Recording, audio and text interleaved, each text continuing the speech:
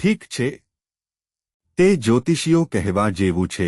ઓહ, આગામી 7.5 વર્ષ તમારી પાસે સારી સાથ છે. 2.5 વર્ષ પછી રાહુ, પછી ફરીથી 3 વર્ષ ખૂબ જ ખરા.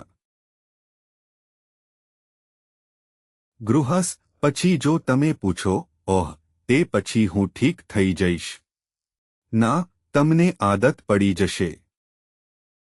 ના, તે બરાબર છે. જો તમે તમારી જાતને આશ્વાસન આપતા હોવ, તો મને હુક અથવા ક્રૂક દ્વારા સીટ પકડવા દો. પછી 6 મહિનામાં હું ઠીક થઈ જઈશ. ના, તમે અસંવેદનશીલ બની શકો છો પરંતુ તમે ઠીક નહીં થઈ શકો. બીજી એક વાત, જ્યારે પણ તમે તમારા અમુક ભાગો પ્રત્યે અસંવેદનશીલ બનો છો, જે એક અંધ સ્થળ તરીકે વિકાસ પામે છે અને તમને ત્રાસ આપવાનું ચાલુ રાખે છે. સમજો.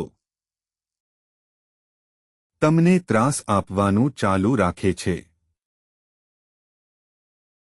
પૂર્ણતા બાબતો. સશક્ત બાબતોનો અનુભવ થાય. તમારા પોતાના બોસ બનવા માટે. તો બીજો સિદ્ધાંત સાંભળો.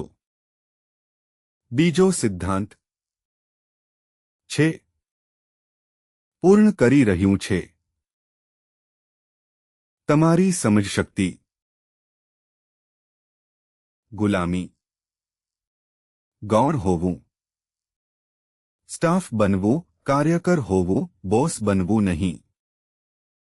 પૂર્ણતા એ બીજો સિદ્ધાંત છે. અલબત્ત, ત્રીજો સિદ્ધાંત જવાબદારી છે. હું તેને જવાબદારી કહું છું. હું આ જવાબદારીને એક ધર્મ તરીકે નિભાવવા માંગુ છું. અત્યારે આપણે જે ધર્મ પાળીએ છીએ, ઓછામાં ઓછું ભારતમાં 3C: ક્રિકેટ, ભ્રષ્ટાચાર, સિનેમા. 3C એ ધર્મ છે જે આપણે પાળીએ છીએ. કોઈપણ સમસ્યા માટે ઉકેલ. અમે જુઓ સિનેમા છે. તે સૌથી મોટું છે. સંદર્ભિત આધ્યાત્મિક ઉકેલ કેન્દ્ર. હવે જ્યારે પણ તમને સમસ્યા થાય છે, ત્યારે તમે ક્યાં જુઓ છો? તે મૂવીમાં તે કેવી રીતે વર્તે છે, આ મૂવીમાં તે કેવી રીતે વર્તે છે. આપણી શિક્ષણ વ્યવસ્થા મૂળભૂત રીતે છે દ્રશ્ય આધારિત સિસ્ટમ. એટલા માટે જો તમે અમારા તમામ મંદિરો અને સ્મારકો જોશો તો હું પડકાર આપી શકું છું.